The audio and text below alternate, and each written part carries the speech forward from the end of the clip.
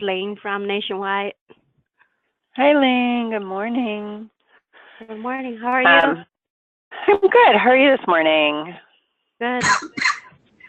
I'm happy it's above freezing, so the day's starting out nicely.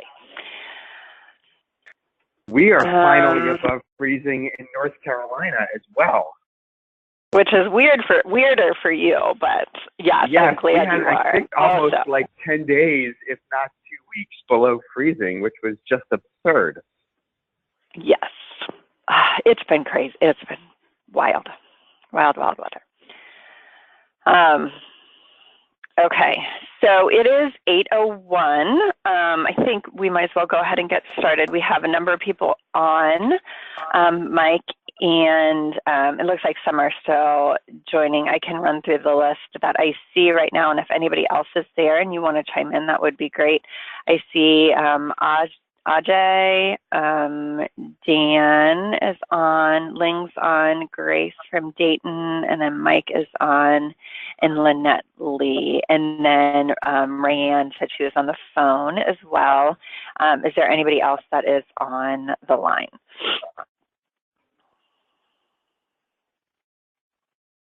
Okay. Mike, did you have any announcements before we get started? The only quick announcement that I have is that we've welcomed a new team member to the combined team this week, Darlene Amato, who is taking the position that Michelle Robinson vacated late in the fall. And so Darlene is going to be based at UNC and is going to be the project manager for all of the different moving pieces of Combine. But in terms of the site-facing perspective, it will still be the Cincinnati-based project management team with Michelle JP, who's leading our call today, and Josh, and all of our study monitors and data people who are all based at Cincinnati. But any sort of protocol-related questions or pharmacy snafus or any of that sort of lab-related biosample specimen questions, those will all sort of continue to funnel down to our UNC team, and Darlene will be getting up to speed very quickly, filling in the gap that Michelle Robinson left. So that is my only announcement. I believe Darlene will be on our investigator call on Thursday this week, but you'll be seeing some emails and her face over the coming months. So a special thank you and welcome to Darlene. And back to you, Michelle. Okay, great, thanks. Yes, and we here in Cincinnati are very excited to have Darlene on board too, so looking forward to getting to know her better. Okay, so we have some items to go over with you all today. So welcome, thanks for calling in, we're glad to have you on. And we are gonna talk a little bit today about sending in pre-consent logs. We had some changes with that and just want to go over frequently asked questions, best practices, and common mistakes. Just a brief update on contracts. Then our activation and recruitment updates, new reports and exceptions that you will be seeing that are coming out this week, I believe, that's the plan. A few updates on study monitoring, and then some updates on study conduct. The first one is refilling medications, SOP that has changed a little bit since our last month's call. So I want to go over that, those changes. Then the pharmacy notifications that hopefully y'all are getting, and another staff transition that we wanted to make you aware of. So that is the plan for today. So our pre-consent data FAQs, these are just some, most of the time we get the pre-consent logs from everyone, but I know there are times when we don't, and so just a friendly reminder that we like to receive them by Monday at 10 a.m. Eastern time for the previous week, and you can send those to Combine Help at cchmc.org. If there's no change in your data, should you still send in your log? Yes, you should. We get that question regularly enough, so we just like to repeat it here that we want to see it even if there's no change, just so we can document that. We know you're aware, we know you're taking note of any patients you can identify, and then you're sending that to us. And then what do you do if you're out of the office? If you could notify Josh at Combine Help, you can just send it to that same email. Josh Baugh will take a look at that, and that way he can mark it on his tracker, so he knows he won't be receiving the log for that week. And so when our team gets together for our engagement calls, we can say, this is why this didn't come this week, or this is why this didn't come for 2 weeks, and we will not reach out and bug you. Okay, and so some other best practices that we want you to know, we have sent this out in the past couple of newsletters, but I know sometimes you don't always get to the newsletter, so we just want to also verbally state that we have had some changes, and we just want to make sure no PHI is sent over email unless the email is secure. We've had just a couple of instances of that happening, and we're all human, and I know that happens sometimes, but just some updates into what all is considered PHI. All of those there that are listed, please either take out if you're not sending securely, or leave in and just send securely to that Combine Help or email address. And if you have any questions, you can reach out to me, you can reach out to Josh and discuss that, but we really want to make sure we're not doing that so that we don't have to get back to the IRB and state that we had more PHI come over. And then since the log is cumulative, your numbers should not decrease in most categories under than the number of patients considering consent. And so we just want to make sure. We've had some instances of people maybe going through, approaching someone, consenting someone, and then realizing maybe that person should not have been consented, and then that person's not randomized, which is okay. That happens. But we don't want you to go back then and change it to saying that the person wasn't, or probably more likely you'd change it to saying the person wasn't eligible after you already went through all those steps, and then it looks really wonky in our data if you're saying you approached them, they weren't eligible, and they consented. So you just leave that, and we will know afterwards that something happened and that they weren't randomized, and we'll catch that on the back end rather than you changing your pre-consent log. If that did not make sense, or if you have any questions about that, please feel free to reach out to Josh or I, and we will try to make that more clear. But essentially, we don't want you going back and changing numbers after you already had them in there, because that results in us having to reach out and ask a lot of questions and try to figure out why you're backtracking and taking that person out of there. Okay, and so these are some common mistakes. What I just mentioned, going back to mark a patient that was approached and originally eligible is ineligible. So again, we'll catch that on the back end. If a patient is marked as consented, they should also be marked as approached. So you want to make sure that those numbers coincide. And then not providing a reason that the patient will not be participating in the study. So sometimes somebody will approach someone and then mark that they're not interested, but not actually give us a reason. And those reasons are very helpful to us and very helpful for the study. So please always put in a reason.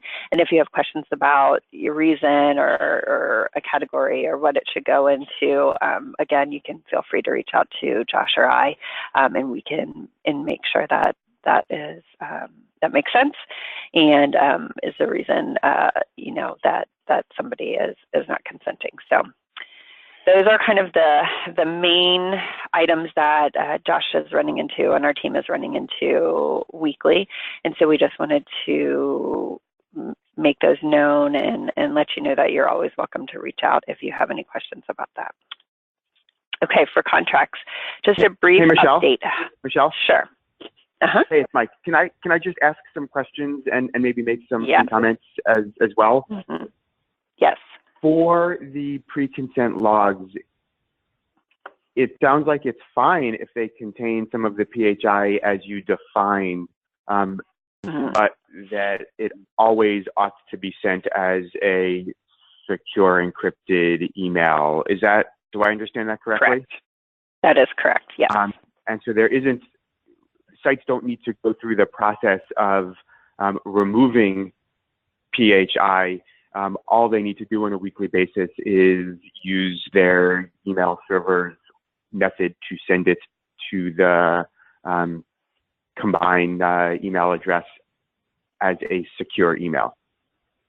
Correct. Yeah, as right? long as you're sending it securely, everything is, just fine. Yeah, so at least at UNC, it's send it off, and then somewhere in the subject line, just put parentheses, secure, close parentheses, and I think every institution probably has a way of sending a secure encrypted email. Let me just pause and ask if there's anyone on the call who doesn't know how to send a secure email from your site's email server. We should be doing that for PROs and all that sort of stuff anyway, so it should be relatively straightforward.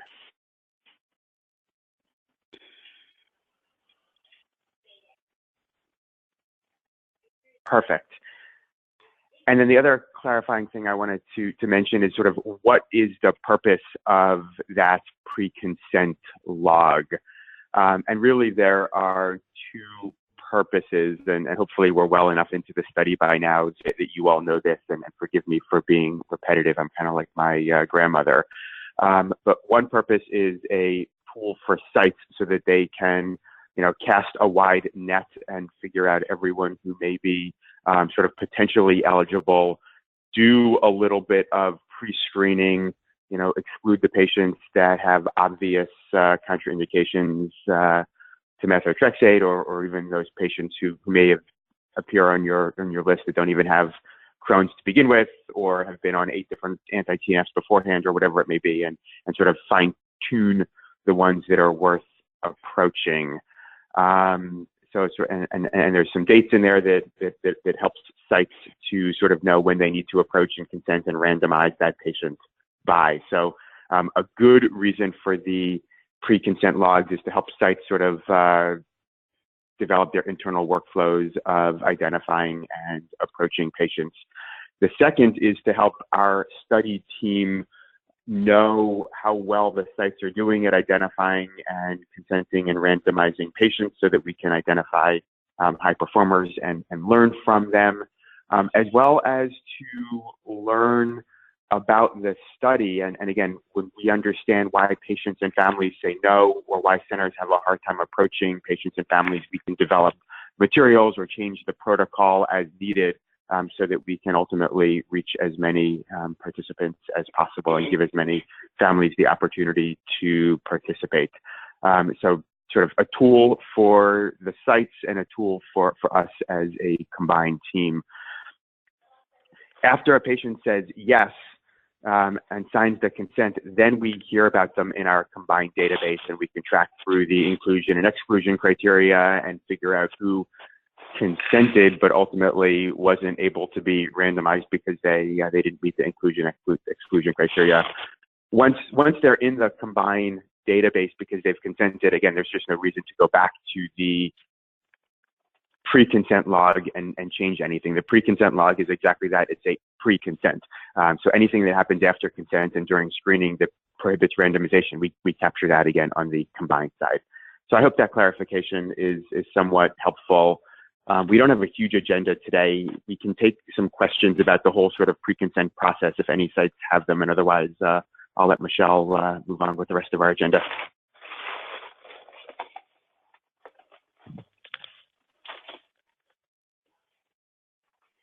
Okay, I'm not hearing any questions, so I will move on, but if something comes up, you can type something into the chat and let me know you have a question, and I will try to catch that before the end of the call, or you can speak up and I will stop. Okay, we don't have a huge group today. All right, so contracts, you should have received your contract renewal from Bridget Kellner via the combined contracts and payments email by the end of December. If you did not, or you don't know if you received yours, feel free to reach out to me. I know that a lot of them were sent to the contracting contacts at your site, so you may not have been copied on it if you are the coordinator. All the PIs should have been copied too, but if you have any questions, feel free to reach out and I'm happy to help you. Okay, site activation numbers. We're still at 41 sites selected and 35 activated. We have had some extra steps that we have to do at our IRB that have nothing to do with any sites, just something that our IRB wanted. So Stephanie Sullivan is working hard on that. And after that, she will be submitting 2 more sites to our IRB. So hopefully in the next couple of weeks that will happen. And then the other 4 are in the early stages of returning all their IRB documents, essential documents, contracting, and working on their training. So we are getting some stuff back from them, which is great, and hope to have them activated by next month. We are at 117 patients randomized as of last Friday, which is wonderful. And we have 28 sites that have recruited at least 1 patient. Cincinnati and CHKD are still in the lead. CHKD is inching out there, so that's where we are with recruitment. This is you all get this graph, this chart in the newsletter, so you can take a closer look at it there if you would like. I know the names are small there, but you should be able to see them within the newsletter and take a look at how people are doing. And then this is our cumulative number of patients recruited and randomized. And so now that we have more sites activated and more sites recruiting, our gap is still there for sure, but it has not grown, and it has actually started decreasing a little bit. So we're hopeful that as we get everyone activated and everyone enrolling and randomizing patients, that will continue to get smaller as we reach our goal of 425. So thank you all for working hard and closing that gap. The next thing we wanted to talk about, and I think Dan is on the line too, so he can chime in with any more information that I leave out, but there is one report that is going to be released at the end of this week. It's a hospitalization report, and it will show non-IBD related hospitalizations for patients that are enrolled in Combine. So you should be able to go into, I believe, the Combine area of the registry and take a look at that report. And then 2 exceptions that are rolling out are non-visit labs and research labs. Dan, did you have anything you wanted to add to that? I'm in the car, so I'll be brief. The only other piece of information that'll be useful is that there will be a brief downtime Friday morning where the registry and the combined site, or not the site, but the forms are offline while we make these changes. We expect everything to be back up no later than noon Eastern, and I'll send some communications out.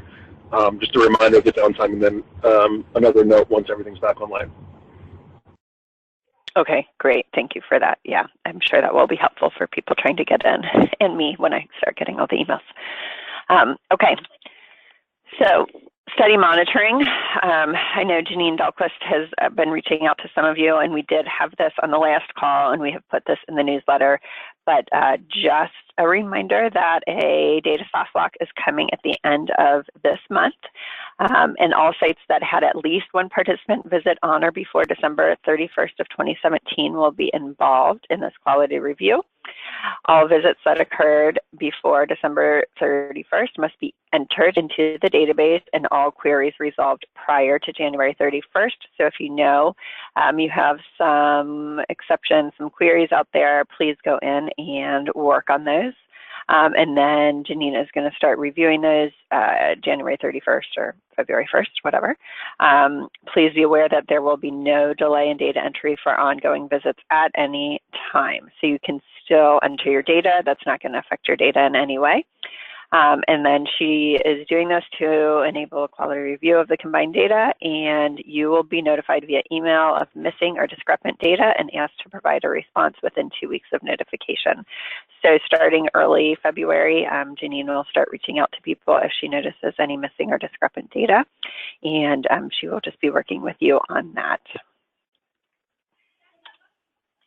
Hey, Michelle, just a quick thing to add. It would also be a good time for all of the sites to make sure that they are up to date with all of the provider reviews as well. We do have a report so that coordinators can identify which of their providers are delinquent in signing off on provider reviews, and it would be good to get all of those done by the end of this month, by the end of January. Okay, thank you. And a couple other items that Janine wanted everyone to be aware of, and I think we have put this in a past newsletter too, but we want to really make sure people are doing this. So if a participant misses a visit, please reach out to them via phone and document even the failed attempts on your phone call CRF, and you can log multiple attempts to the same shipment number. So if you're participant in the system, you're notified that your participant, the med shipped, you think they received them, you're calling to verify that they did, you cannot get a hold of them, please mark that down in your phone call CRF. And that just shows Janine as the monitor that you are really looking out for the safety of the study participant on the part of the site. So please do that. And then also, if you still never get a hold of them, you call them a few times, you log all this. At their next visit, please, look in the system when they're coming in and just either you can try to see them then or talk with the physician or however you would do that at your site to ensure that someone is checking to see if they did receive the medications and if they did start them. So you can put that in your log as well, just so we have documentation of that. We just want to really make sure that those reach outs are being done and there's documentation if whether you talk to them or not. We have a paper trail. And then lastly, Janine is in the process of reaching out to more sites regarding the participants being monitored at your site. And so please look for those emails. I saw, I think, one go out yesterday. So I know she's starting to reach out to people and she'll be talking with you at your site. I know some of you have already been monitored and either have finished that process or in the middle of going through your discrepant data and fixing that. So I appreciate all your work you're doing on that.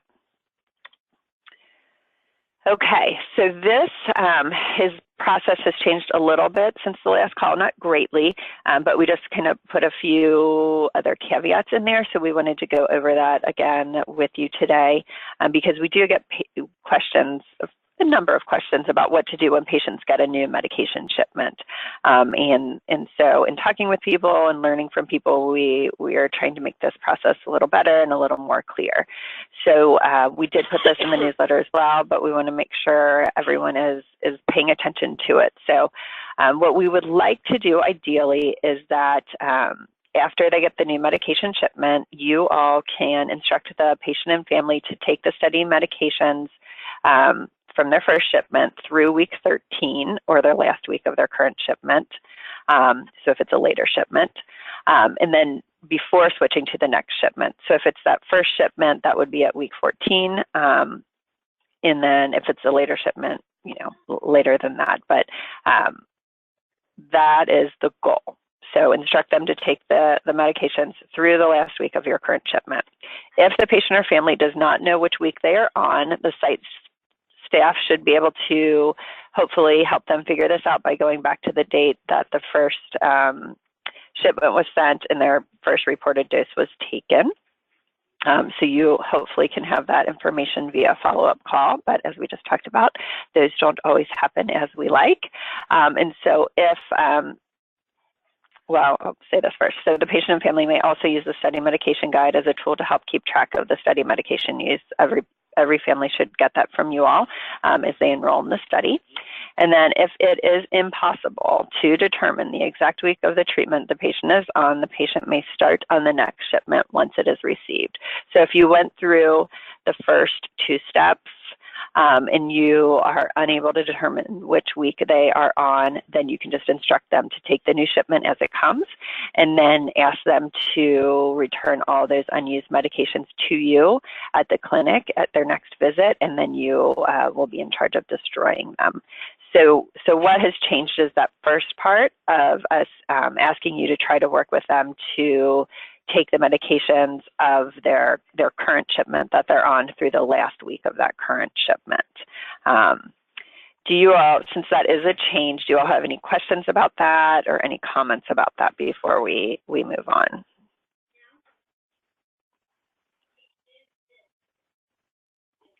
Okay. Hey, Michelle, Great. I wonder if we could just sort of leave a little bit of time or use a little bit of time to talk about sort of generally how things are working with patients getting shipments from the pharmacy, whether it's their first shipment or refills? How's that process going? Are there any snafus that sites are noticing that we should be aware of? Sure, that sounds fine. We're almost done here. So these are just some pictures of what medication shipments look like, and that's what they should be seeing, what you all can be seeing as well if they bring the meds in. So pharmacy notifications, you should now be receiving email notifications directly from the pharmacy every time the study medication is shipped, and the email comes from that address up there, which is trackinginfo@biologicsinc.com. It will note all the information stated, the patient ID, shipment date, FedEx tracking number, and quantity of the tablets included in the shipment. If you have not been receiving these notifications and have checked your junk mail folder and they're not there, please let me know and I can reach out to the pharmacy and get that remedied. And you may still monitor the pharmacy shipment report in the registry as a backup tool. So that is still available for you. And just as a quick reminder, you go into the registry and then you click on the combined trial area on the right of your screen. That will bring you to this screen. You can click View Reports. And then on the left of your screen, you will see the pharmacy shipment report. If you click on that, you can, as you see at the top, you can search for the participant you're looking for or search for your center ID, even though I just blacked those out, even though it's really not PHI. We just did that. And then, so it will give you the center number, the patient ID, and then the shipment number, the date the system was notified, the shipment type. So it will tell you if it's a randomized, the first one, or a follow-up shipment, and then the shipping date. So that will give you all that information in there. If you see that something was shipped in the system and you did not receive that notification, feel free to reach out to me, but that is a great backup tool for you to keep using as well. And then, as we just talked about, remember to call the family after each shipment. And then our last bit of information that we wanted to convey, I don't know if any of you are working directly with Danielle Godfrey, but she is no longer working at CCHMC. And so if you were working directly with her on anything, feel free to reach out to me and I will make sure you are connected with the right person. So that is all we have. These are just that's our general slide that I always put up at the end for who's who with Combine. And now we can add Darlene into that slide as well. And that is all I have. So Mike, we have about 3 minutes if we want to take any questions from anyone or any comments about how the shipments are going and how that's working.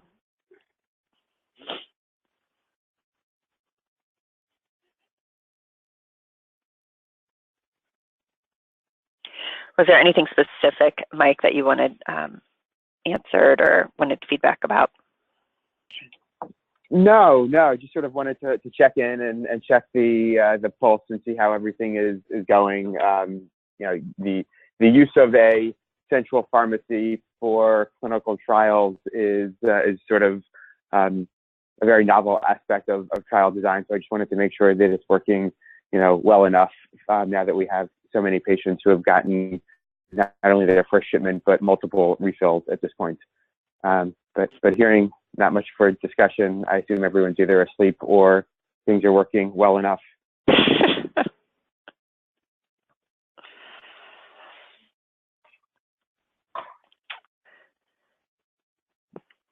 Sounds like it. By a group. Okay, well, we can be finished then. Thank you all for calling in, and we appreciate your time, and I hope you have a great rest of the week.